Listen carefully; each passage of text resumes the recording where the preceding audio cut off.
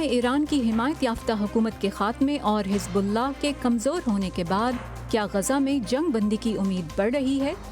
جانیں گے آج کے شو میں۔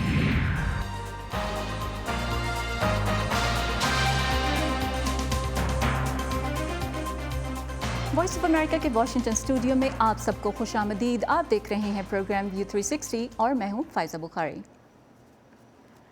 اسرائیلی میڈیا رپورٹس کے مطابق اسرائیل کے وزیر دفاع اسرائیل کیٹس نے کل کہا ہے کہ اسرائیل اور حماس غزہ میں جنگ بندی اور یرغمالوں کی رہائی کے معاہدے کے قریب ہیں، لیکن انہوں نے اس کی تفصیلات نہیں بتائیں، جبکہ سعودی اخبار الشرق نے نام ظاہر کیے بغیر حماس کے ایک رہنما کے حوالے سے لکھا کہ اگر اسرائیلی وزیر اعظم بنجامن نیتن یاہو کوئی رکاوٹ کھڑی نہ کریں تو تمام فریق غزہ جنگ بندی کے معاہدے کے قریب تر ہیں۔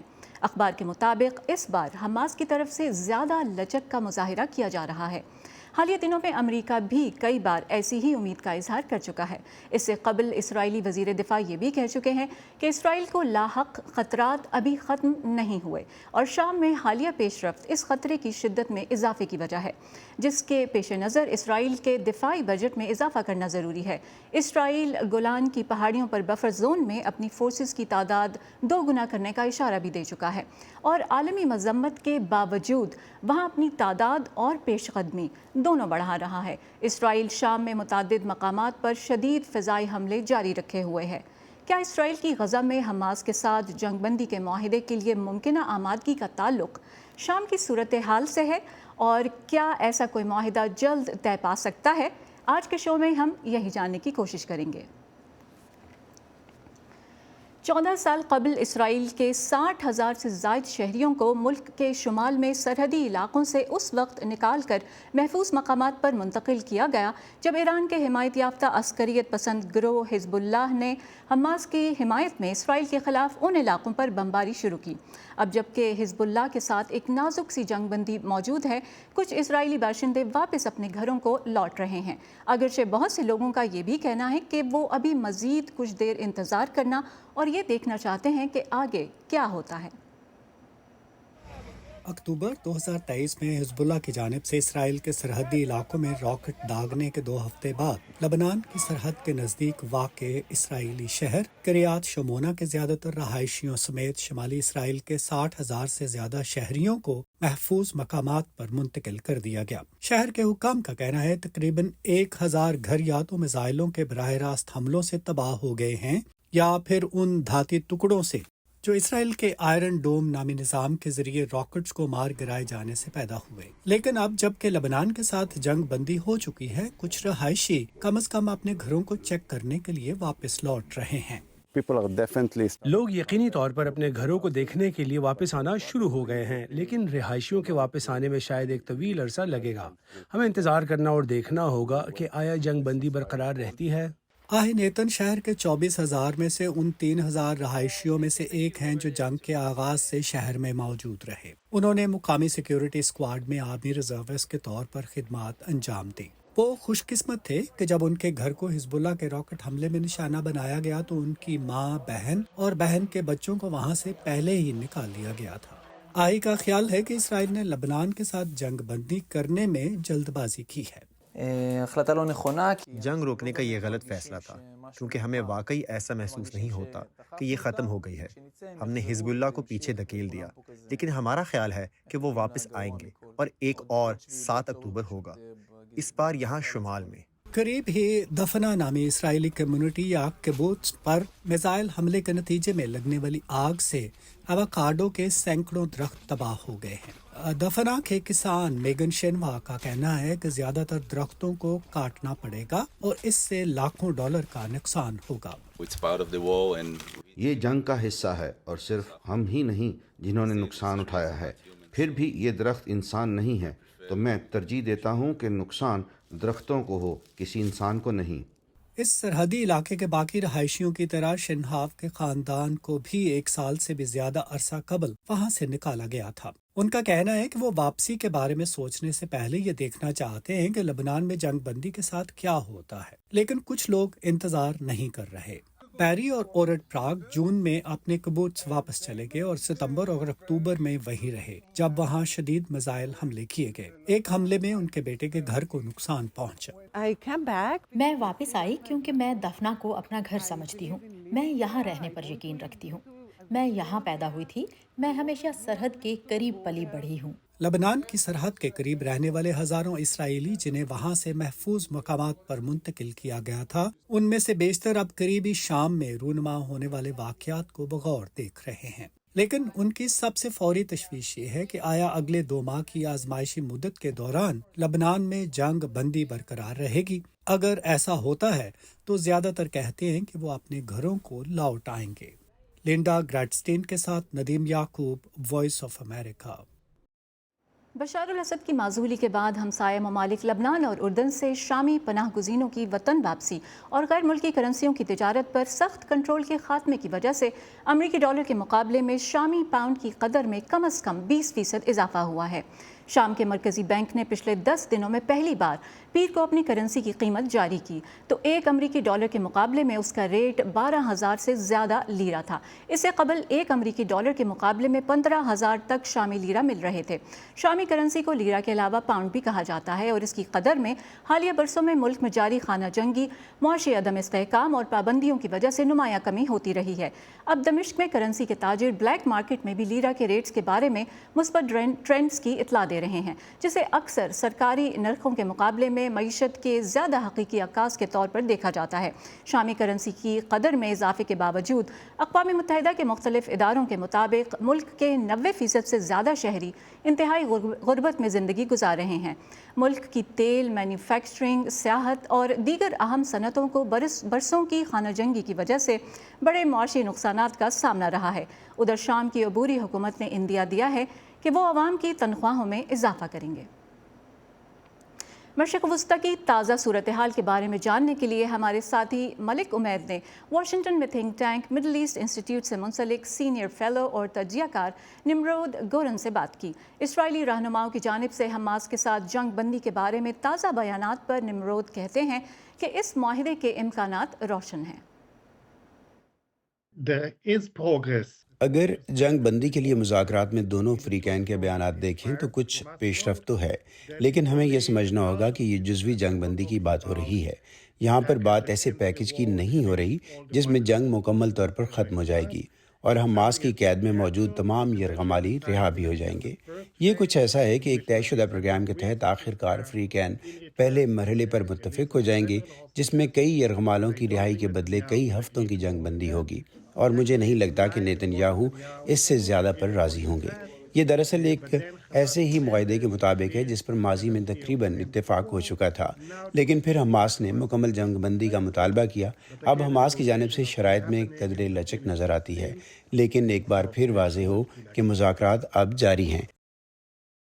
सवाल के जवाब में कि इसराइल शाम में हमलों से क्या मकासद हासिल करना चाहता है, निमरोद कहते हैं कि इसराइल को खदशा है कि जो भी ग्रोह इक़्तिदार में कंट्रोल संभालेंगे वो ज़्यादा इंतहा पसंद हो सकते हैं। शाम में तब्दीली इसराइल के लिए उसकी सियासी ताकत और उसकी सलामती के लिए बहुत ड्रामाई है। लिहाजा इसराइल में ये तशवीश पाई जाती है कि जो भी अब शाम का कंट्रोल संभालेगा वो बहरहाल पहले से ज़्यादा इंतहा पसंद हो सकता है। तवक्को इससे मुख्तलिफ है, लेकिन इसराइल इस सूरत हाल के लिए भी तैयारी करने की कोशिश कर रहा है और इसके लिए मुतादिद किस्म के इक़दामात उठा रहा है। एक तो सरहद के करीब वाक़े इलाकों का आर्जी तौर पर कंट्रोल संभालना है, जिसे वो बफर जोन जिसमें इससे कबल शामी फ़ौज मौजूद थी, या माउंट हार्मोन जो कि एक बहुत ही स्ट्रेटेजिक बुलंद मकाम है, लेकिन फिर इसके साथ साथ हथियारों को निशाना बनाना भी है। ख़ास तौर पर वो स्ट्रेटेजिक हथियार जो शामी फ़ौज के पास थे, जिनमें तवील फासले तक मार करने वाले मिसाइल और कीमियाई हथियार शामिल हैं।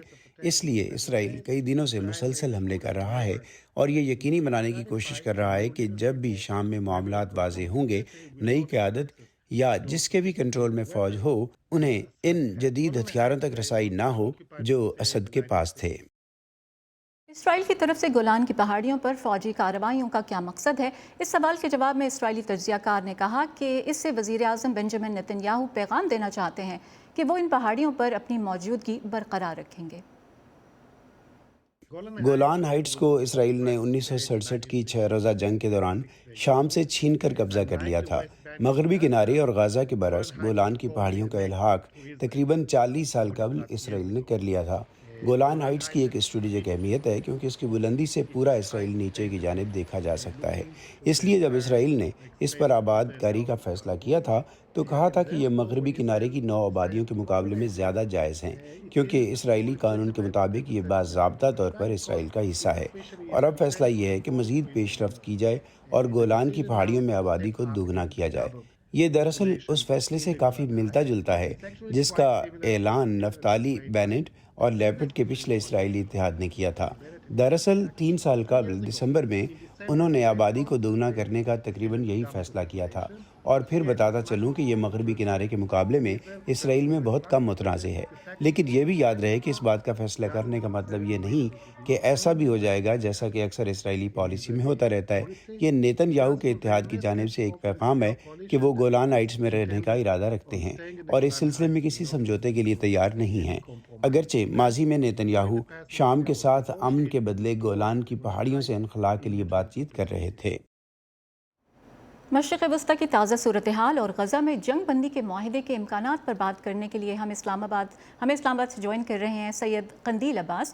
وہ قائد اعظم یونیورسٹی کے school of political and international relations میں ایسوسیٹ پروفیسر ہیں۔ بہت شکریہ آپ کا، آپ نے ہمارے لیے وقت نکالا۔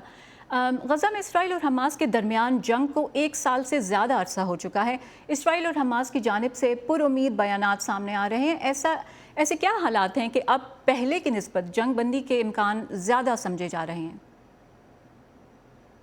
جی بالکل، پچھلے کئی مہینوں سے یہ کوششیں ہو رہی تھی کہ جنگ بندی کا ایک ماحول پیدا ہو اور اس کے لیے کوئی پیش رفت، لیکن کافی مشکلات کے باوجود گزشتہ چند ہفتوں سے جو پروسیس ہے وہ پیس پروسیس وہ کافی تیزی سے آگے بڑھا ہے، اور خاص طور پہ قطر، مصر اور امریکہ کی کوششوں سے جو ثالثی کی کوششیں تھیں، دونوں فریق راضی ہوئے ہیں کہ وہ کافی حد تک جنگ بندی کو جامہ پہنانے کے لیے تیار ہیں۔ لیکن یہاں پر کچھ رکاوٹیں یہ ہیں کہ جب امپلیمنٹ ہوگا یہ پیس پروسیس تو اس میں کئی رکاوٹیں سامنے آئیں گی، لیکن اصل بات یہ ہے کہ جنگ بندی اور قیدیوں کا تبادلہ جو بیسک ایک ریکوائرمنٹ تھی اس کے لیے دونوں فریق تیار ہیں، اور اگر یہ اس پہ راضی ہو جاتے ہیں تو میرا خیال ہے کہ فوری طور پر جنگ بندی عمل میں آ جائے۔ آپ نے کہا کچھ رکاوٹیں سامنے آئیں گی، کیا رکاوٹیں آئیڈینٹیفائی کرتے ہیں آپ؟ دیکھیے، رکاوٹوں میں بڑی وجہ یہ ہے کہ جو بائیڈن صاحب نے مئی میں ایک فارمولہ پیش کیا تھا اس میں انہوں نے یہ کہا تھا کہ فوری طور پر سیز فائر ہو جائے، یعنی جنگ بندی ہو جائے، اور اس کے فوراً بعد قیدیوں کا تبادلہ ہو۔ یہاں تک تو دونوں فریق راضی تھے، لیکن بعد میں اسرائیل نے کچھ نئی شرائط اس میں ایڈ کی جس میں وہ یہ چاہ رہے ہیں کہ فیوچر میں وہ غزہ میں حماس کی حاکمیت کو نہیں دیکھنا چاہتے، اور دوسرا یہ کہ وہ غزہ میں حماس کی خاص طور پہ فوجی طاقت کو بالکل ختم کرنا چاہتے ہیں۔ یہ 2 ایسی شرائط ہیں جو سب سے بڑی رکاوٹ ہے، اور دوسری طرف حماس یہ چاہتی ہے کہ اگر جنگ بندی ہوتی ہے تو اس کے ساتھ ہی غزہ سے تمام اسرائیلی فوجیوں کا انخلاء ہونا چاہیے، لیکن اسرائیل یہ چاہ رہا ہے کہ جنگ بندی ہو جائے، قیدیوں کا تبادلہ ہو جائے تو تنازعات یا اسرائیلی فوجیوں کا انخلاء اس کے بعد عمل میں آئے۔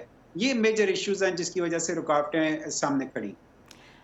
اسرائیل شام کے اندر لگاتار حملے کر رہا ہے۔ پہلے تو وہ حزب اللہ کے ٹھکانوں کو نشانہ بنا رہا تھا، اب وہ اسلحے کے ذخیروں کو تباہ کر رہا ہے۔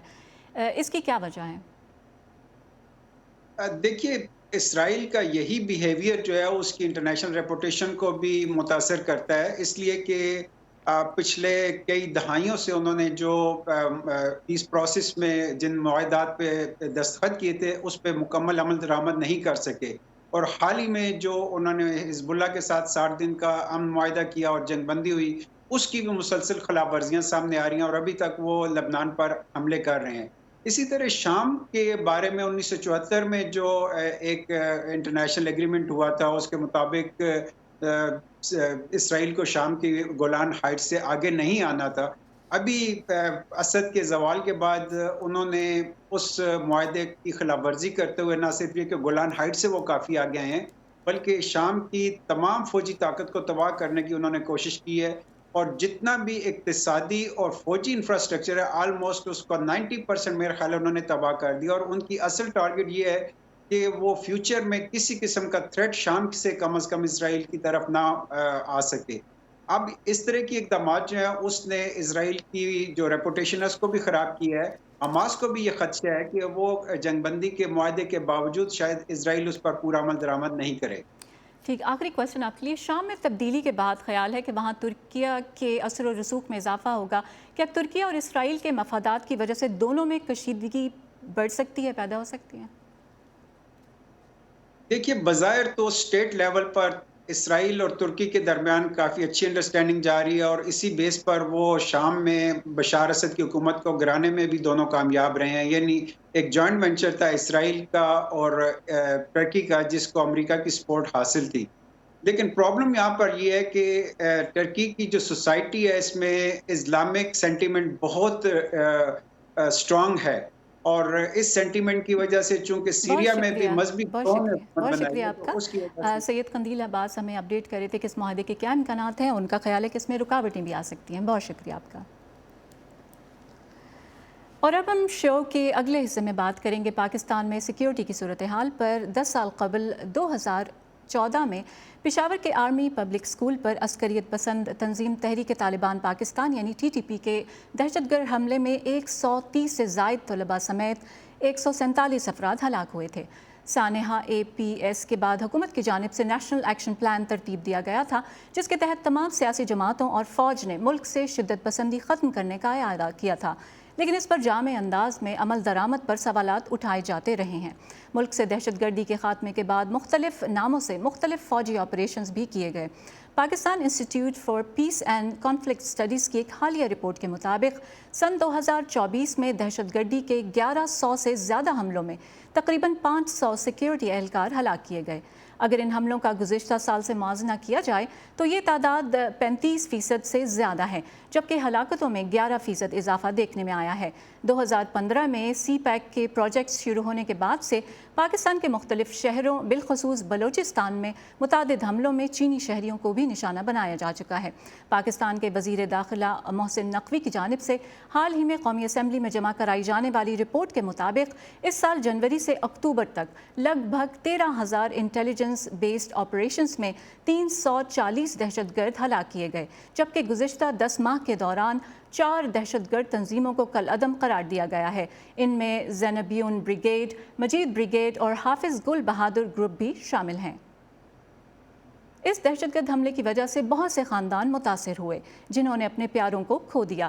کچھ جو زخمی ہوئے ان کی زندگیاں بھی بری طرح متاثر ہوئیں. وائس آف امریکہ کی ڈیوا سروس نے ایک ایسی ہی ماں سے اس کی روداد جاننے کی کوشش کی جو اپنے بیٹے کو اس حملے میں کھو دینے کے بعد زندگی گزار رہی ہیں.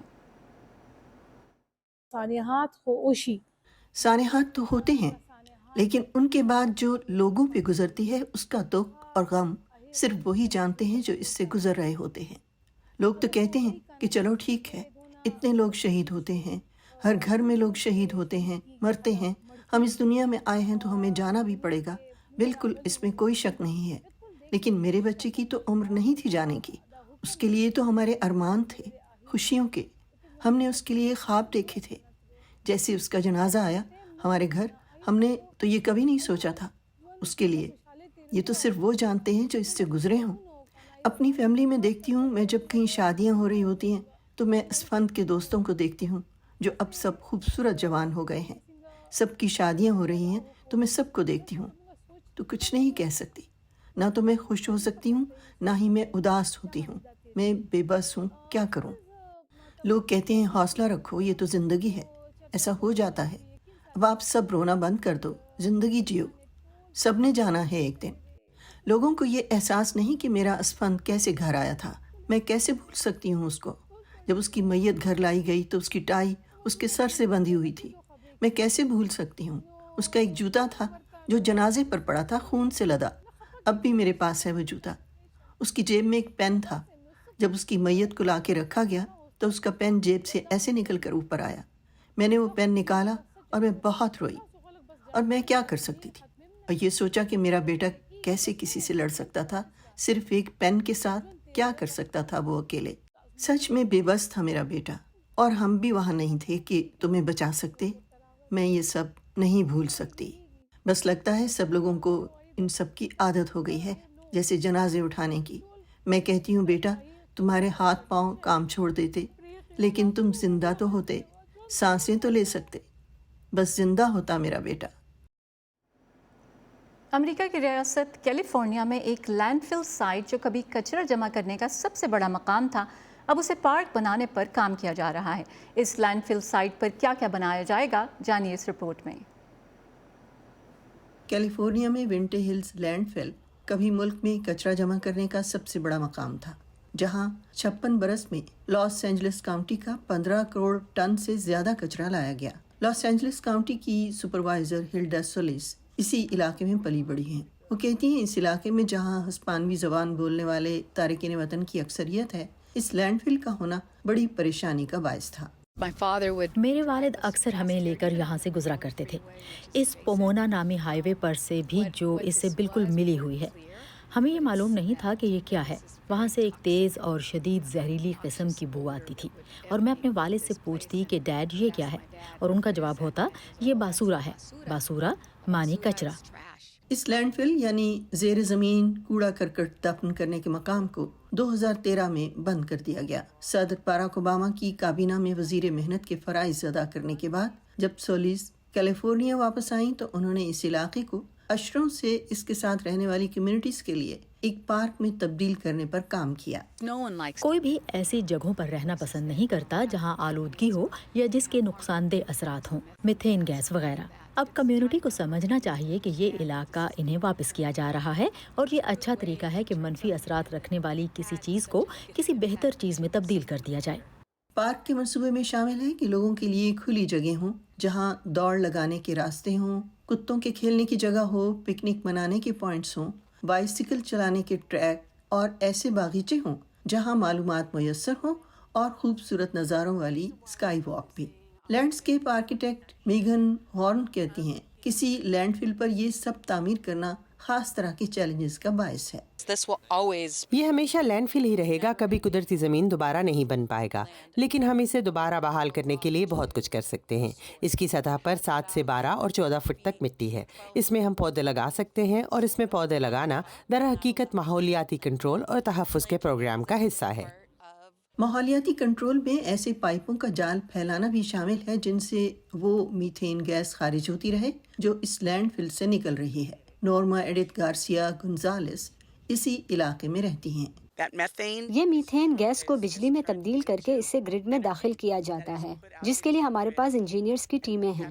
ہم سینیٹیشن ڈسٹرکٹ کے ساتھ بھی شراکت رکھیں گے, کیونکہ ہم اس کے تحفظ کو یقینی بنانے کے لیے اس کی مسلسل نگرانی کریں گے, اور ان کے ساتھ مل کر اس پارک کا انتظام چلائیں گے. ونٹر ہلز میں تعمیر کا کام کرنے والوں کو امید ہے کہ وہ کیلیفورنیا کے شہر پلاس ویراڈیز میں 1960 میں بنائے گئے ساؤتھ کوسٹ بوٹینک گارڈن کی طرح, جو لینڈ فل پر بنایا گیا دنیا کا پہلا بوٹینیکل گارڈن تھا, یہاں بھی کامیابی حاصل کر لیں گے. ونٹر ہلز ریجنل پارک کی تعمیر آئندہ برس شروع ہوگی, تاکہ اسے 2028 میں لاس اینجلس میں ہونے والے موسم گرما کے اولمپک مقابلوں سے پہلے کھول دیا جائے. جینا ڈیلو کی رپورٹ کے ساتھ مدثرہ منظر, وائس آف امریکہ. اسی پر ختم کرتے ہیں آج کا ویو 360. اسٹے سیف, اور پاکستان اور خطے سمیت دنیا بھر کی اہم خبروں اور دلچسپ معلومات کے لیے آئیے ہماری ویب سائٹ urduvoa.com پر. یہ سارا کانٹینٹ آپ کو ملے گا ہمارے سوشل میڈیا پلیٹ فارمز پر بھی. facebook.com/VOA Urdu, یوٹیوب پر ہمارا چینل ہے VOA اردو کے نام سے, اور ایکس اور انسٹاگرام پر ہمارا ہینڈل ہے @VOA Urdu. اب تک کے لیے اتنا ہی. فائزہ بخاری کو اجازت دیجیے.